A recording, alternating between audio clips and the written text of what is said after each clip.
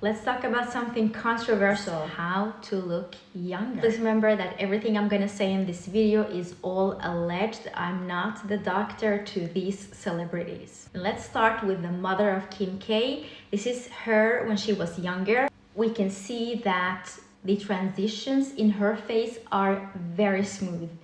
And I mean the transition from the cheek to the lower face, over the nasolabial fold, and also from the under eyelid area to the cheek. And this is her when she's significantly older. Of course, I'm not saying that something is better and something is worse. I'm just talking about the aging process as a cosmetic dermatologist. So we can see that she has allegedly injected or kept the volume in her mid-face, in her cheeks, but the transition from the cheek area over the nasolabial folds is not as smooth anymore.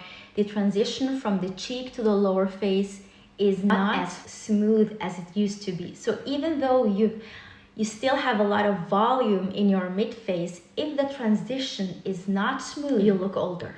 And sometimes when we try to correct these transitions, you might look over-injected, allegedly. Because you can't have more volume in your face when you're older compared to when you are younger. Look, I don't know the reason for this. It might be a medical reason.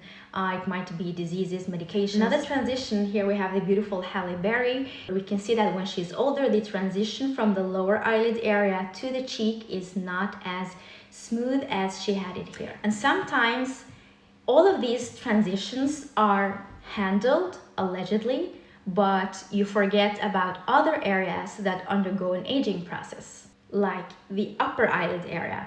So as we can see, again, she has more volume when she's older than when she was younger, which is the first mistake. What she has done well is that the transitions from the lower eyelid area to the cheek, to the lower face, over the nasolabial fold, they're very smooth.